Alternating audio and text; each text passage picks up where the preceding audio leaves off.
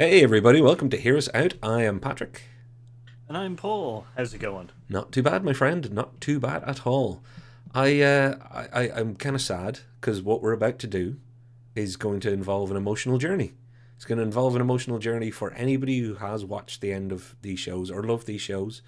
But particularly, I know that I've chosen my favorite ones based on a certain amount of emotion, not just objective perfection, storytelling, or artistry. Um, I've tried to be objective, but I know I'm not. So what we're doing tonight, Paul, is we're talking about the best TV show endings, or even just final episode, final scene, final frame, whatever it might be. So what do you think there about how you end a TV series? What do you think the most important thing to do is? Is it finalize a character story, or is it just go out on that perfect moment? See, that's the thing. I guess I like when it's respecting the characters, kind of thing. Like it's not it's tying off some of their stories, but in a respective manner. I don't think I need the big kind of like show epic scene kind of thing, the set piece.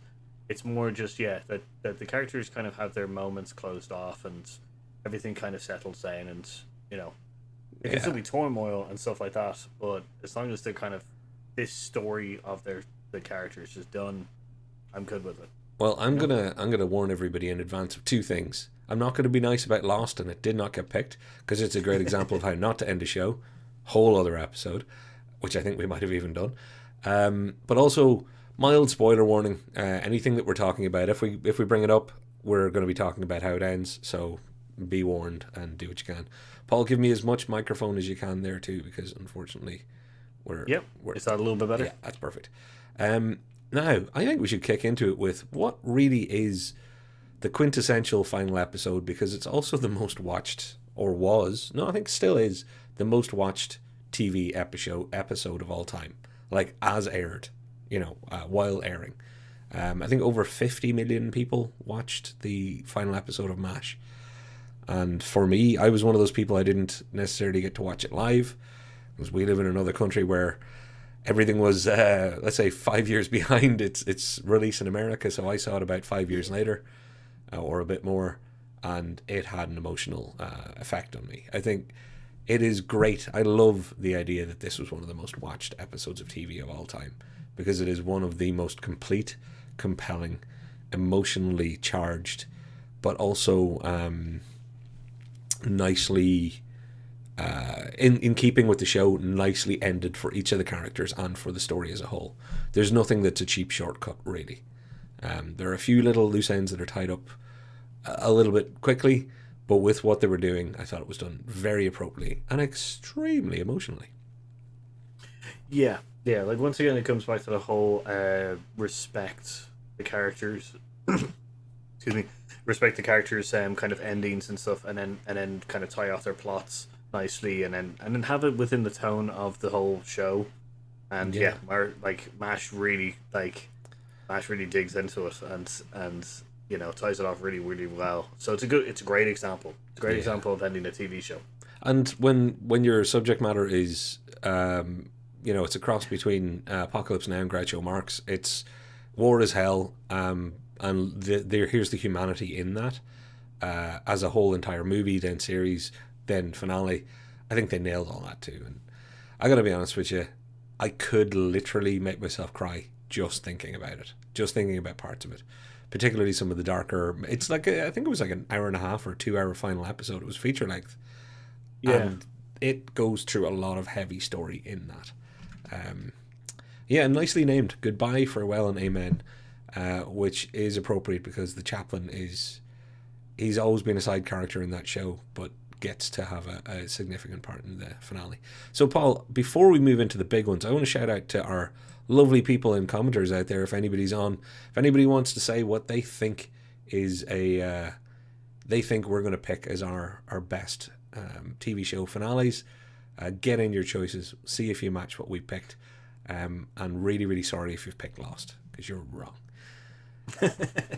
Not letting that one go, Paul. So how about It's you kick us so off with one of your choices before I pick on Lost? Because I'll go. You know I'll go if you don't hold me back.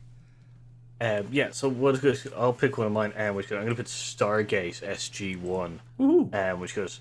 I really enjoyed the series. 10 seasons long, two split off seasons or series, and also possibly a new one that might be coming out with the rumblings, kind of thing. So yeah, it's been an amazing show, and the last episode is very much a kind of like a combination of all the characters kind of stuck in a time loop, not even a time loop, in a frozen moment in time kind of thing.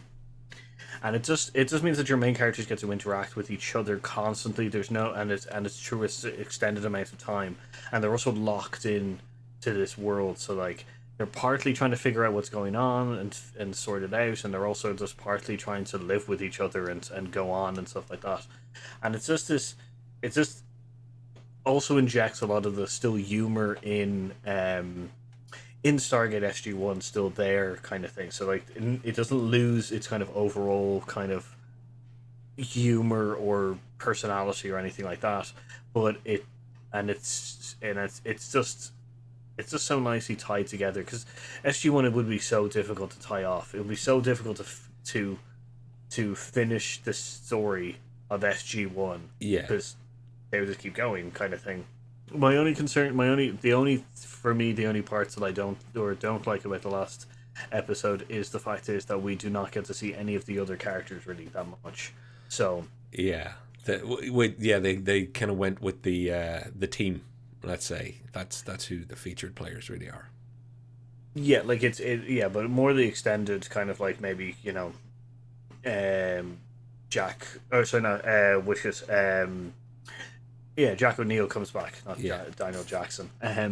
Jack O'Neill comes back, maybe, and stuff like that. But it's still a very heartwarming and nice kind of thing. It ties off all the shows or all the episodes kind of thing. Now I know a lot of people were also like, it's not really fitting in. It seems weird to fit in the show and stuff like that. And I know what they mean because it's kind of an episodic thing. It doesn't tie off any like Which it doesn't tie off any kind of overall arc or anything like that, but it's just because pretty much the episode before us, they tied off a lot of stuff. Like they should have really ended it on the other two, but they didn't. They ended it on this one. But I think it's really really nice that they did. And you know what? The reason I'm really glad you picked it is actually because, and one of my main reasons for why something ends well is I don't think we need to know what happens to every character. I think that's where Lost made its huge mistake, because the island was as big a character as anything, and they never really resolved anything properly. They copped out a bit for me. But SG-1, what Stargate did was it used its own central premise, the fact that it is sci-fi. It had its cake and it ate it too, as they say. It had the best of all worlds because it did this moment in time. Let's actually spend literally more time with these characters before we say goodbye. Let's see them age. Let's give you teasers of how their life could go in a situation, because we're about to never show you any more of them after tonight or today, whenever you're watching it. And then they cycle back round to, and hey, the day is saved. The team is back together and still out there on adventures. And I like that. I like that they used sci-fi as their mechanism, which it always was. It's the reason for the show. They use it as their mechanism to say, our characters are important to us, they're important to you. Their story can't really end. It's not like we killed the Emperor or Vader and we're all done now. It's not that sort of thing.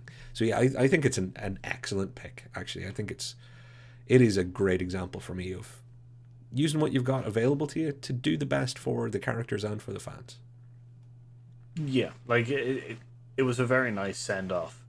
I think one of the best in the Stargate universe, kind of not Stargate universe, but Stargate universe kind of thing. Little Stargate joke there. They had too many spin-offs, in the end.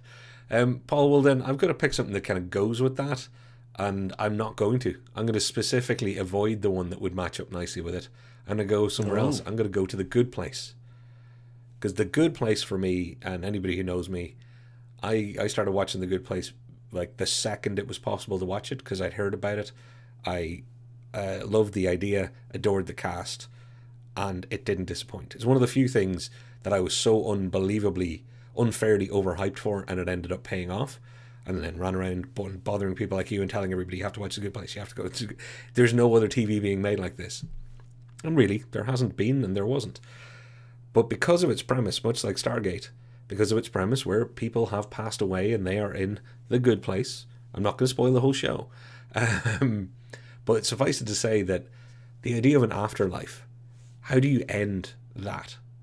Well, they took it to its natural conclusion, but also what they'd been doing during the show. You know, using themes of moral philosophy and real deep meaning, universal meanings, or the meaning of the universe to people and what we actually are, essentially, not just as humans, but what the idea of a spirit is or what the idea of a person might be. They get to a point, and here's your spoiler warning, everybody, fingers and ears. They get to a point where they're ending it because people have had even their afterlife. And I think dealing with that question and dealing with the what would that mean and how would you react and what could it be is perfectly in keeping with the show. It's also still really funny while doing it. And there is a moment that, you know, the two main characters who are in love, one has to describe to the other because they're ready to go. You know, so one is leaving the other. How could that feel? And the description that he gives, which I'm not going to ruin, of how he thinks, you know, this will go, that, you know, water is basically returning to the sea, is beautiful. It's poignant. It's high concept TV wrapped in fork jokes. For anybody who knows what fork or shirt might mean, they're like, it's comedy with genius, heart and emotion. It's incredible. It's genuinely incredible. Like it's I have not. Once again, we found out that I have not. So I haven't seen the ending of this, but what I was told, because my partner did, that the way that they balance so much kind of very sensitive materials with humor as well was unbelievable. Like it was an entire emotional roller coaster with laughs and jokes there, kind of thing. But very very well balanced on a kind of, as you said, like moral and belief systems ambiguity kind of thing. So Yeah. like, which is an incredible feat. For me to even hear about it, that it's just like, listen, this is a really good show because you will love just the philosophical nature of it with the jokes, and I'm just gone. I'm already intrigued by this, kind of thing. So like, I can only say that it is on my list of things that need to be fast tracked into watching, kind of thing, just because of the way that it ended. Because Yeah. I've got a lot of shows on my list that I know that they end badly, and I might Yeah. as well just start putting good endings at the top. So That is a good we're point. interspersing them. And we're now 2 for 2 on what is going to be, I think, the theme of this show. How do you end a show well? You stay true to the core concept of what the show is. You don't shy away from it. Stargate lent into what it was. The Good Place did not dodge. They could have ended on a joke, ended on a cliffhanger. They could have ended on any number of things, but they headed straight on into the hardest questions they were ever going to have to ask. And I think, Paul, like all of your picks and all of my picks that I know of, they all match that criteria. And again, using Lost as the example of, they decided, well, fans will care more about these people that they've spent all this time with, rather than the core concept of the show of these people and the situation they were in, what that really was, as opposed to, well, let's make sure that they all get to see Hurley be happy in the end. People Well, die. People die. That's what happens. Well, that's the thing, because like, even if your show pivots to a new form or new overarching element to it, you still need to keep that going with you as you go towards the ending. Because like that's, yeah. If like, for some strange reason, Stargate switched to a slice of life thing, like, you would still have to finish it as a slice of life. Yeah. Like, you can bring elements from the past back in, like you can bring a little bit more sci-fi back into it, but you have to stick to what you decided to kind of go with. And I know that a lot of shows pivot at the end. That's when they take their chance. Yeah. Yeah, and you're just like, it's too late to start pivoting towards this concept. Like, Be what because you are. yeah, so that's what I found in a couple of things. It's just that yeah, they just pivot at the end, and then it's just like And it's like a M Night Shyamalan film. which you don't want to do with a TV, because a TV series, people have to remember, is a long term commitment, and it's usually an emotional attachment for a long term. Even comedy shows like Brooklyn Nine-Nine, it's a long term comedy commitment for people. You still end up getting involved in the conceit, the story, and the characters. While you pick your next one, Paul, I'm just going to shoot over to the comments because I see Brew, who I know has watched Good Place, said perfect for Danson's character. And I'm not going to spoil anything for you, but yes, very much so. And that in itself was going to be the hardest of all the endings, because what do you do with his character for what he was? Again, very much avoiding spoilers for everyone there. But wow, they did some impressive work. So Paul, what's up next for you? So I'm gonna do Band of Brothers, Ooh. which I know is a very short show. Which I haven't seen. Just cards on table. But this the thing is, I thought you might choose Generation Kill. Yeah, I was going to choose Generation Kill in some ways, but yeah, I didn't think of it as a final episode, but I think this probably counts a lot more from what I've heard. So yeah, Band of Brothers is an amazing show. It's like it is definitely like goes with the theme of a band of brothers. Like it is constantly holding, like constantly punching you in the heart every time. Like the guys in any way get like into any kind of scrapes. Like it could be the littlest thing. Like it's essentially following which is Easy Company of the 501st Airborne. Um, so like you follow this company of people. You follow actually mostly first platoon kind of thing, a little bit more, but you get to know these characters really, really well. And the ending part is like, and it's all based on actual people and the actual Easy Company as well. But this is such an amazing ending to the show in such a respectful way. Like a little bit showpiecey in certain elements and stuff like that. And I don't mean like a final battle or anything like that.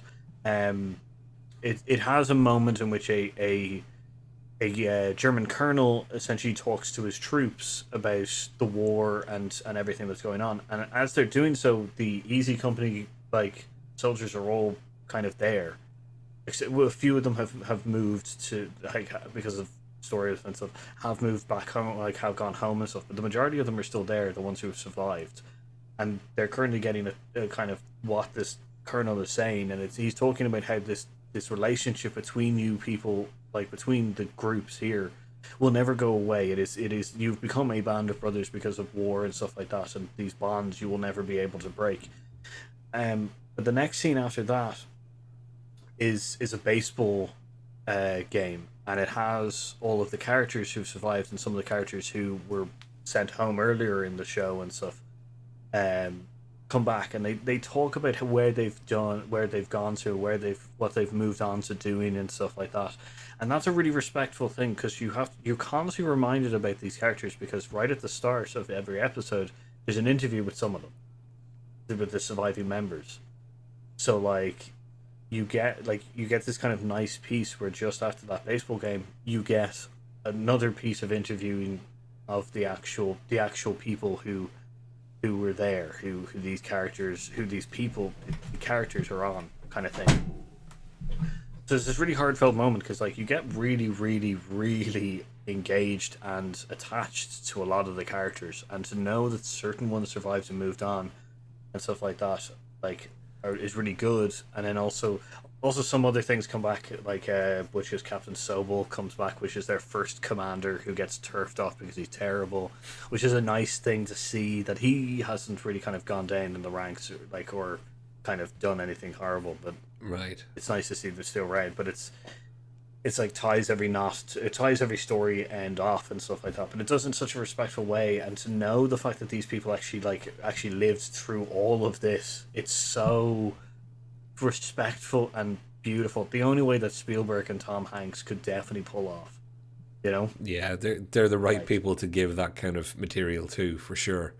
And I think, like, having not watched it but knowing enough about Band of Brothers, I think your repeated use of the word respectful kind of captures what they would need. Again, in keeping with what is the narrative, what is that show?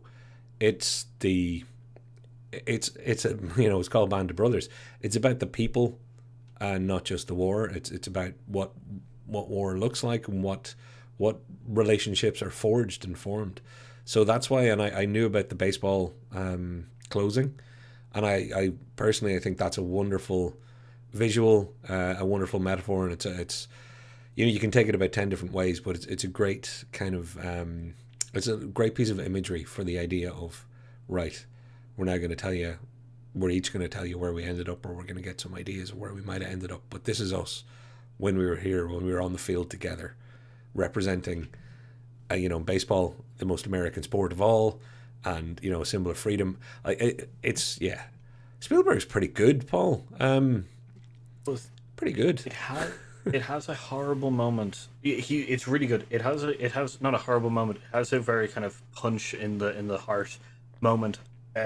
So with the ball game going on, a lot of them are lined up on the side, and as it pans through all the groups, the members who didn't survive the war or didn't survive kind of their injuries in the end slowly fade away as they pan over the group and stuff like that. And as you see many of the characters that you come to love and stuff like that, see them fade away, it brings back the memory of the scene that you've seen them pass away. Yeah. And like it's so heart wrenching in so many ways and stuff like that. Like constantly, I've watched this like so much. Yeah. Well, but it constantly brings a tear from my eye. It's me and you talking about Generation Kill for 4 hours sometimes as well, because key thing, you can't glamorize war, but you would be really, really stupid to think that you can't make meaningful storytelling out of it, because there's more human stories and more humanity sometimes in the stories of war than in just about anything else. So I am looking forward to finally getting around to watching it properly. Paul, I better switch gears. We better check the comments if you wouldn't mind. I think Bruce put in a big one while I pick something out. Yeah, so it's obvious for me Fraser had a great final episode. Each character had a good ending. There's a moment between Fraser and Marty that makes me cry every time. Yeah, and there's another theme. Pick a show that made you cry at the end. There's a few of those. And I again, everything. I'm going to go to Community now because I'm going to choose a comedy. Again, another comedy that shouldn't make you cry necessarily, but again, Band of Brothers. This is about a show centered around a group of people, and yes, that group of people does change over the seasons, but the core idea is still there. And the genius for me in the ending, the reason I picked the ending in Community, the final episode, it deals with this central premise almost that one of the main character, Winger, by the way, I'm about to spoil the ending. Again, remember this is going to be talked about, so fingers and ears. But it's him almost dealing with the idea that he now has to let people go. Whereas it was the idea that, the whole show was him trying to graduate and get away from them. That was the thing, and the relationships start. It's all very, very good and very emotional. But my favorite thing is that Community is one of those great, before it was cool to be it or say it, it was a meta show. It had lots of references and also lots of self-referential kind of out there things. And after it ends, it plays an ad for a Community board game, which is so unbelievably intense that it's an ad for this family playing a game of Community, and while playing it, they realize that they're in an advertisement and not real. And then Dan Harmon does a voiceover in the same way you have at the end of those ads, where he explains that this is the only way he could emotionally deal with saying goodbye to things. It is, it's Inception levels of meta, and I hadn't cried, and I thought it was weird because I loved Community so much. But the minute it all ended and that happened, I actually cried and clapped at the same time. It was weird because I was like, that is the most perfect ending for what that show was. And that was quite a singular and weird show. So big spoiler, but still worth seeing, folks, because it will still hit you and blow you off your chair. Yeah, Community. Because that went up and down in a lot of times and stuff like that. And to have it finally, have it to finish off in a nice, respectable way. As you said, focusing on very much what becomes the main character, kind of, or the central focus of a lot of it, um, is really really good. And then yeah, to have that board game come up, I It's think I was so confused about it that I don't think I had a chance to cry or clap. I was just like, what? I emotionally connected with the brilliance of the idea and the horror of the reality for somebody letting go their life's work. And I was, from a creative soul standpoint, I had that kind of the weeping writer with him syndrome for a moment. And it was just, I love the show. It's not at all a serious show in the long run. Like, it's not Good Place, but it deserves its credit for nailing a landing of what was, 6 seasons in a movie. We're still waiting for the movie. What was a rocky path to its landing, with losing networks, losing characters, losing all sorts of stuff. But yeah, I'll stand by Community any day of the week. It'll always make it into my top shows people shouldn't miss out on. Well, I really have to say that the interesting thing about Community is, even with its difficulties, it had such, like, it really pulled back on getting the audience back into it, so that he could have such a nicely tied off, good ending kind of thing, as we said, respectful and within the tone of the show. So it's just incredible. So, Paul, while you pick your next one, just, sorry, go. because they could have just bailed out of it. Oh, they had so many opportunities to just meta end themselves for the crack. They could have just had a bit of fun with it. Again, much like everything we've talked so far, you got to turn the ship straight into the wave, and that's how you'll have your best finish. I'll let you have a look. I see Bruce got a comment in there that I will jump over to. You have a pick what you're going to go for next. Bruce says The Office UK was kind of perfect, and the thing happened that every viewer wanted to, wanted, and even the most horrid Brent got a happy ending that pleased everyone. I'd agree. I think the original UK Office ending was, it's timeless, and sometimes just giving people what they want is the right thing. But you're right, to kind of also have the guy that was the antagonist, protagonist, and butt of all jokes, yet driver of the show, the David Brent character, have him have some resolution. It felt good. So yeah, The Office is a good choice. I'm surprised I didn't even think of it, I'll be honest. It's hard to remember these things. So Paul, I'm not an overly fan of the UK Office, so I just can't. It's cringe. I can't. It's just a personal choice. I know that it's very good, and I very much enjoyed it, but it's so cringe for me. So I can't go back and watch it now because I'm beyond. I don't know. I think I've aged out of being able to handle my cringe. So, what's up for you now, Paul? What should I? It's Farscape. Farscape. Farscape. So the interesting one about this is that they did it. So at the ending of Farscape, it didn't really end in the way that everybody thought it was. It just stopped in the middle of a plot, in the middle of a story, and eventually they did get a two-part, what you could kind of TV movie thing, called The Peacekeeper Wars. And now the reason that this is really important is because, it just ended, like, literally two of the characters or one of the characters just disappears, and it's just horrible kind of thing where it's such a cliffhanger that you're just like, holy crap. But the actual ending is part of the Peacekeeper Wars TV films, which is great because it gives you everything. They got the permission to do it, and they really nailed it. It ties off every single character. It has a really heartfelt death in it that just makes me cry every time, because you go through a character, the one character that you're just like, definitely doesn't die, dies. Which goes, but the one most important thing about the Peacekeeper Wars kind of TV show or TV movie thing is it gives you the one thing that they have been promising throughout the series, throughout the entire series of Farscape. The one thing that everybody has been after gets shown, and that is the wormhole weapon. Okay. And it is a beautiful moment. As I said, these are all spoilers kind of thing. We've already kind of given spoiler kind of moments, but you'll find out very quickly from starting the show, it's literally that Crichton human has some kind of weird knowledge of wormhole technology, and that involves wormhole weapons, and he's constantly telling people that he doesn't know it. and then he is warned about them, and then at the end tries to warn everybody, and then eventually he just has to use it and show them what a wormhole weapon does. And it's a beautiful moment because like everybody for the entire series, everybody's after him for this. Everybody wants it.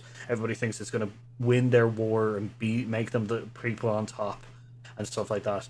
And they don't realize that wormhole weapons are just mutually assured destruction. They're just mad weapons. That's it. You fire one and it's just mad. That's and it. Like, yeah. Nobody's going to do it again.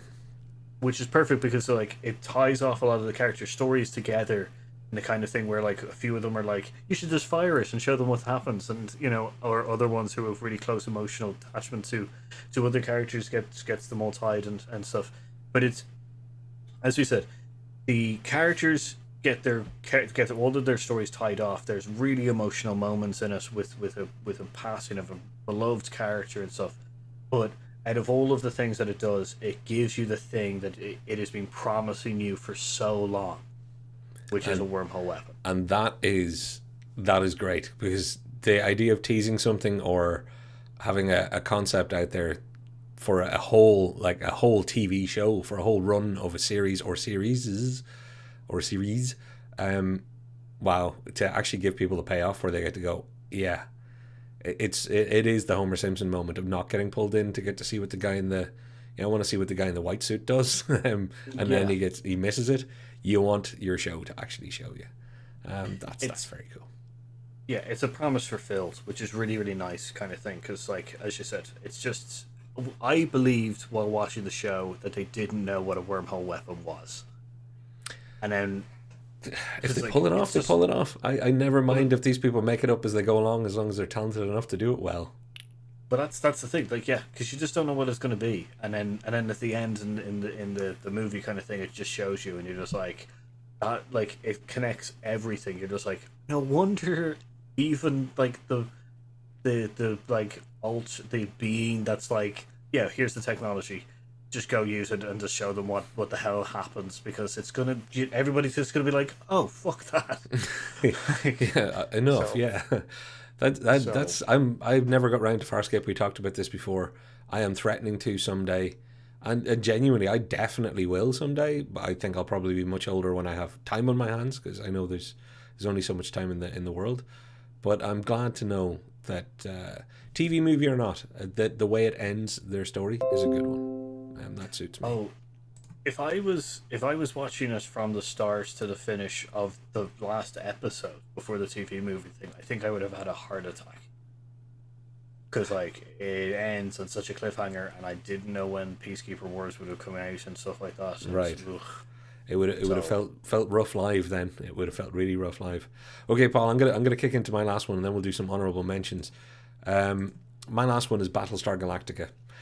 Again, anybody who knows me knows, if I haven't been telling you to watch The Good Place, I've been telling you to watch BSG, or Community. Or I'm a pain in the ass actually now that I think about it. Barry's another one that I tell people to watch all the time. It's not over yet, so it's not on this list. Battlestar Galactica, not the 70s or early 80s, the Ronald D. Moore miniseries to series. Big spoilers ahead, because it ends with what I think is just brilliant. I should have put these images in a different order. You've got a conclusion to your story. These are people in search of Earth, and technically they find it. Let's not get too much into all of the brilliance that is Battlestar Galactica. In its last episode, it deals with everything it needs to deal with. Sometimes honestly, sometimes just harshly, sometimes in ways you kind of wish they didn't have to, but not all endings are full of nice. But once you get to a point where these people are on a sanctuary, on a new home, which is what their journey's been, you think, great. And then they give you, which I always think, is it that final scene that's even better as part of an episode? Then they do the 150,000 years later, and you're like, oh, this hasn't happened in a galaxy far, far away, or this hasn't happened in the deep, deep future. Bugger, smart fellas, you did it in the past. And then they bring back that underlying question of humanity, Cylon, spirit, whatever it might be, and they have for anybody who watched the show, they Baltar, they have a guy and a lady who have been significant through the entire show, still alive 150,000 years later. And that says enough in and of itself, but their conversation is chef's kiss. It is awesome. Because one of the catchphrases, other than "so say we all," was "all this has happened before, all this will happen again." It brilliantly calls into question the cyclical nature of our own destructive tendencies, our own inbuilt programming to not be who we could be, not just who we should be. And they do that through quite literally showing humanity versus programming, versus what are seen as, synthetic life forms at the start of the show. I guess I'm getting a bit too epically wordy into Battlestar, but anybody who thinks that sci-fi isn't working on another level, watch it all the way through and see if you catch everything the first watch through. It'll blow your mind clean out the back of your head. This is funny because I like the ending of Battlestar, like I really do. I know several people who do not like that ending. Fair enough. And it's just like, but I do not understand it. I don't understand it because they're just like, oh, it's happened before and it's gonna happen again. And I was just like, yeah, what's your problem with that? Because that seems to be a really kind of like they unreveal, or they reveal a story of that happening. Yeah. Before, like the whole thing of everybody leaving Earth. Yeah. And quite literally show you the story that you need to be shown. Yeah, and it's just I just don't understand whether they're just like yeah, but it's and it's just like, yeah, it's a showing of human nature, as you said, and the kind of like the circle of our destructional nature, and it's a brilliant like mirror up onto the kind of way things are. So it literally interweaves religion and spirituality into itself the whole way through, along with the idea of conflict between man and its creation, or mankind and their creation. And that's a very, very difficult, no pun intended, it's a very difficult ship to land. Like the fact that they did it as well as they did, but also, again, didn't shy away from going, by the way, yes, maybe there is a God, and she doesn't like being called that, or he doesn't like being called that, or whatever, whatever you take from everything that's said. It's out there, man. It doesn't disappoint. I can understand some people would dislike it. For me, I'll say I understand that you don't like it. Like you, I would say I don't understand why not. I would actually relish the idea of getting a nice sit down with a gentle drink and hearing somebody explain to me for an hour, because it would take an hour. Every time they said, "Oh, I just didn't like it. I wish they'd end up with more guns or explosions." Like, okay, let's go through what show you watched and tell me why this wasn't a good ending. So yeah, maybe better that I don't have that experience. I will sell tickets. Exactly. We better, before the honourable mentions, better get ourselves over to the commentaros. Give us some commentary there.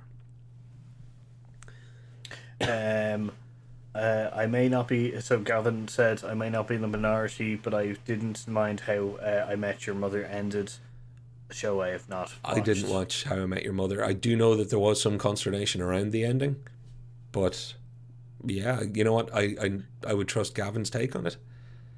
I also understand that would be a very difficult show to end, in the sense of everybody's got to, because you're hiding a character and then you have to reveal them, that everyone's going to have a favorite, and if your favorite isn't chosen, then they're not going to like it. So true, actually, good point. Nora says BSG ending is fantastic, and that's because Nora's right. Have you mentioned the last ending? Yeah, sorry. For those who joined late, yes, I've already crapped on Lost at least 5 times in the first 20 minutes, and then I tried to ration myself. I think it was only 2 or 3 times after that. Yeah. I think because we were like, respect and following your theme and kind of sticking with the way that you've decided your show is nothing what Lost did. Yeah, and like, that I try not to curse on this channel, because I know some people have younger kids watching, so stick your finger in their ears right now, because Lost can go fuck itself. I loved Lost. I loved Lost a lot. Recently we rewatched all of Lost, and you know what? Lost is brilliant. But no, its ending is not. It just is not. Paul, honourable mentions. Let's go out with a wee bit of a happiness and a smile. I'm just throwing them all up at once. You've got Cheers. Anybody who was of a certain age like me, Cheers was a family that you shared with TV. It was an odd concept that, as a kid I watched people in a bar with no real concept of what drinking was, but their relationships, it was all just so sweet. And the way it ended, again, spoiler, where Sam, your main guy, he has a choice between what we all know is the ultimate love that he'll ever have with another human, and it ends up with him kind of choosing the bar, choosing what it was the entire time. It's a difficult ending when you think about it, but it was an enjoyable ending when you watch it. And I threw up Buffy and Angel as well, Paul, as well as JD's ending on Scrubs, because I don't think you can say how Scrubs ended was good, because nobody actually knows if they ever ended Scrubs. They just started remaking new ones with new casts and stuff, and I don't know what counts as where it actually ended. JD's ending. JD's ending. For me, anyway. Yeah, for me too. Me too. That's the way that I see it, kind of thing. Buffy, really well done. Cheers is a great ending. Like, Angel's the only one out of those that I haven't seen the ending to, so... Yeah, and I think the key thing for, like, let's say JD or even Buffy and Angel, again, did what they were doing all along. And in JD's case, it's like, this is his ending, and he walks down an entire hallway of memories with people, and then watches even more memories that he's going to have. Like, it was very complete for the viewer, but done in a way that, like, Scrubs was always cheesy in its emotion. So they stuck with their cheesy emotion and did it right. I say fair play to them. And Buffy was always ridiculous in its kind of almost quippiness as a way to move on from things. And it did that very well. Like, they sank the entire town into a hellhole, and then kind of, made a joke before there is an important shot of a character who's finally going to get some rest. That being Buffy. And that's quite emotional. Angel, because you haven't seen it, I'm not going to spoil it, but suffice it to say, they had to finish in a hurry because they got cancelled. And if anybody's ever done a great job of, you might have had a party when you were younger and you had to clean the house up before your parents get back, they did a great job of hiding one hell of a party very quickly.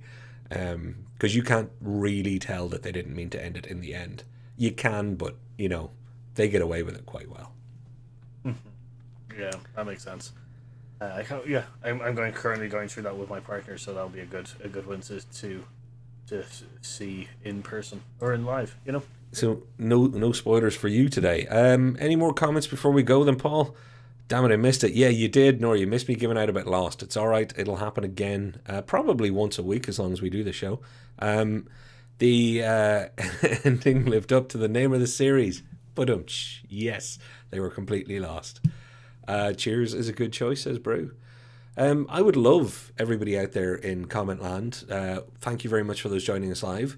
Those of you watching this in the future, get into the comments down below. Let us know what you would pick as your favorite or best ending, and let us know why. Also, let me know if you cried, because I'm being open that most of these things pulled a tear for me.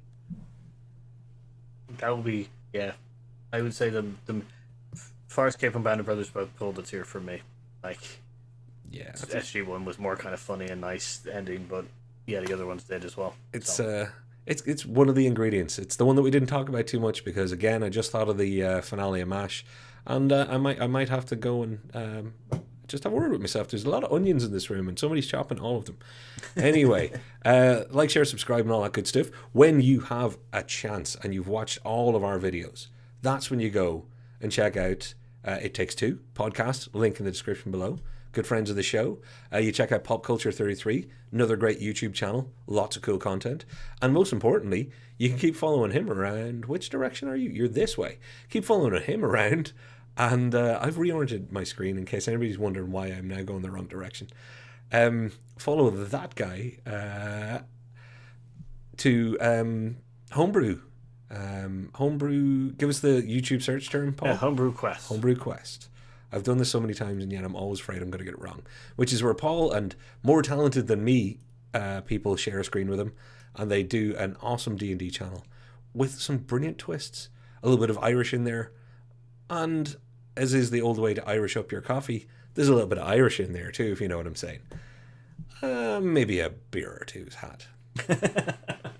I like how you tried to go with that concept and then just bailed out and just went, and beer. And beer. I just didn't want, for anybody who's like, what does Irishing things up mean? Usually means throwing alcohol at it. We're not proud of it, but that's the way people view our country, with good reason quite often. So Paul, say goodnight to the lovely folks, because they're going to see you very soon on Heroes Out Quest. Thank you very much, guys. I've been Paul. And I've been Patrick. And we've been Heroes Out. And we'll see you next time.